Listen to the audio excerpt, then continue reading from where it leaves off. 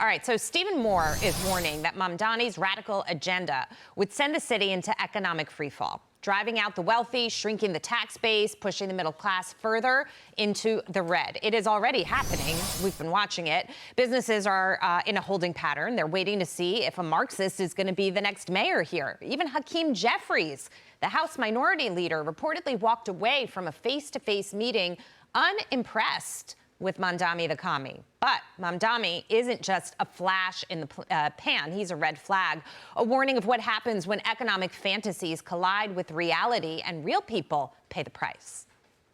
In the Biden years, at least, that was when it was last surveyed, Gen Z had more favorable attitudes to socialism than capitalism, which to me spells the right answer. You can bash Mamdani or the other side all we want. What we're missing is making a positive case for capitalism itself. And if we're being honest, that's something that even the GOP at times has now in recent years gone soft on. And it's something that we talk about a lot on the show. Capitalism versus socialism. What is at stake? This is a battle that's going to go on for decades to come. But Kevin, I want to come to you first because the concern here is that fringe progressives like AOC, squad-like members like this character Zohran Mamdani are spreading their tentacles. If all of a sudden he takes New York, and even if he can't implement his policies, but he's just, a flailing socialist and he's leading this city, that really sends a pretty strong message. It does, and I'm a policy guy, and I have to disclose something. I'm here in New York for 2 days. I reached out to his people last night and again this morning. I asked for a face-to-face meeting while I was here. Obviously, he's not here. He's in Uganda right now. But I also got a message back saying no interest in meeting, which is, for me, at least his people said that. I don't know if it's got to his ear yet. I'm quite shocked. He should take as many meetings with people like me as he possibly can. I want to find out how much of his policies are rhetoric and how much are reality in case he becomes mayor. This is a very important city for me and all investors. I would think that he would want to listen at this point because I feel I have some very good advice for him, particularly on his policies around real estate and housing and development of technology and data centers and all of that in New York and New York City. But I was very disappointed. And I expect it's fine to blow me off. I don't think it's good for him. Not a good move, in my view. And I hope he hears this now. I believe it was last week. He was supposed to sit down with some of the business leaders. They didn't all show up themselves, but the ones who did probed him about what he was all about. He didn't back away from any of it, by the way. He kind of doubled down, and he does it with a very sort of Gavin Newsom, snaky-like smile. Right. Adam, I want to get your take because there will be real financial implications here. Again, regardless of whether he can see the policies through or not, just of having somebody who is a socialist as a figurehead mayor here. So, I mean, we've already seen capital flight here. Right. Businesses will leave more. High earners will also leave. What happens to the city? What happens to Wall Street? Well, I'm taking this all with a grain of salt. I don't think that he ultimately will become mayor, and I'll tell you why. Only about 500,000 people voted for him. 500,000 in a city of 12 million. In other words, that's fewer than 5%, right? So very few people show up for these primaries. And so I think the people who do show up are the ones who really care. They're motivated. And we know that that fringe really cares. So, yes, he won the nod from the Democratic Party. I don't think ultimately there are enough Democrats who are behind him. Hakeem Jeffries still has yet to sign on. And they actually did meet Kevin, right? Isn't that incredible? That Hakeem Jeffries, right, in theory, the leader of the party. And the other thing that gives me cause for pause is, remember, in this city of 12 million people, New York City, there are 1 million Jews. And he is someone who has been adamantly anti-Jewish. And I can't imagine the Jewish community is just going to roll over and let him come marching in. I've been doing some informal polling on that. You've got older Jews who are very against what he is dishing out, and they stand by Israel. Some of these younger Jews that have come up through the college campuses and through the systems, they're the ones that are kind of pushing for him. And they're voting for him because they're anti-Trump, they're anti-Benjamin Netanyahu. They think they're fascist. And apparently anti-Israel. And they're anti-Israel in their own interests. So that's one point. But I just want to push back on the polling a little because I understand what you're saying about the primary. But the polling right now, he's got roughly 30%. You've got 3 other candidates. You've got Cuomo, you've got Adams, you've got Sliwa. If they all stay in the race, they split the rest of the vote, he actually could win.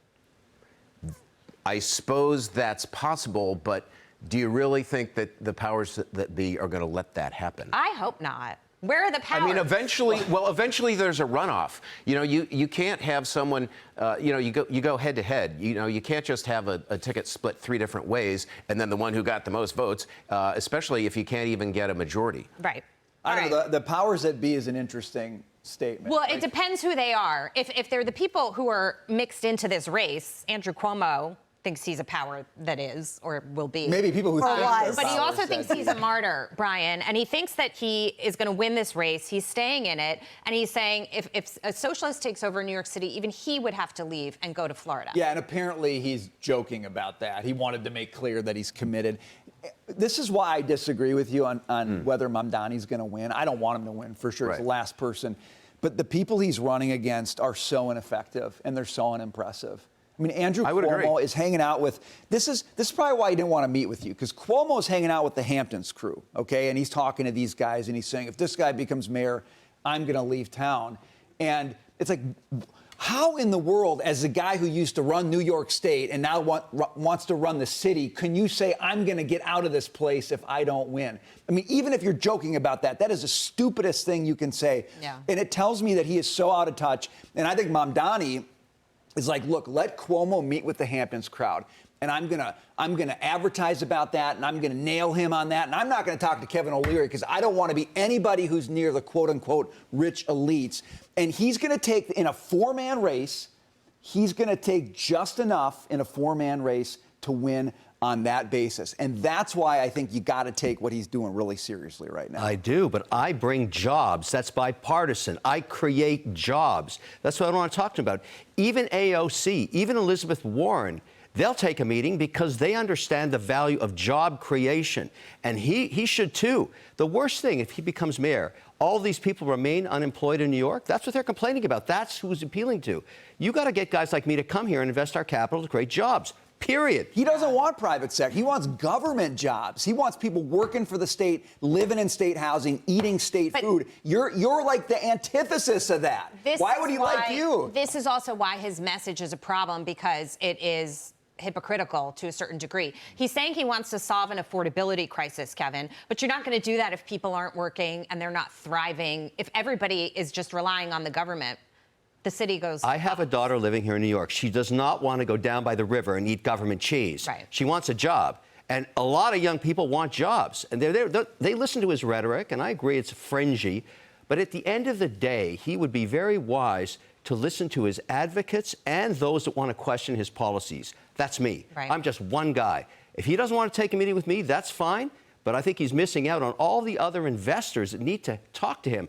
I need to know what's real and what's BS about him. Yeah, that's what I care about. Well, Sure. I have to say, your daughter may be an exception. There are a lot of young people who would like to get fed by the government, at least to start, who would like to work for the government. They see the government as a solution. And the idea that we can rely on the people in charge to take care of this, I think, is naive. We've seen the Republicans. They're not responding to this issue. They think it's a one-off situation. I don't think that at all. We're already seeing socialist candidates popping up in Washington state. Chicago is essentially run by a socialist. This is something the Republican Party has to meet head on. And we need to do it by talking about the benefits of capitalism. It's not just about efficiencies. Republicans always talk about how it'd be so much better to have companies run businesses. True, but what about the moral benefits of capitalism? People become wealthy. They can pilot their own ship. They take charge of their own life when they own their own company. That is a massive benefit that needs to be explained, in my view. And there are also a lot of lessons to be learned from countries that people have fled from. They've come here because they want to get away from socialism. Telling those stories, I think, is usually really helpful for people, because you sign up for a bill of goods. It happens every time there's regime change, whether it's political or philosophical, or even religious in some cases also. People sign up for something. They never tell you what you're really going to get until you get it and you realize you made a big mistake and there's nothing you can do to undo it. You know, the least happy people this weekend, though, I think, were the people of Florida finding out they might get Cuomo. Right. They're probably building a wall, right? They're building a wall in Florida right now. Ouch.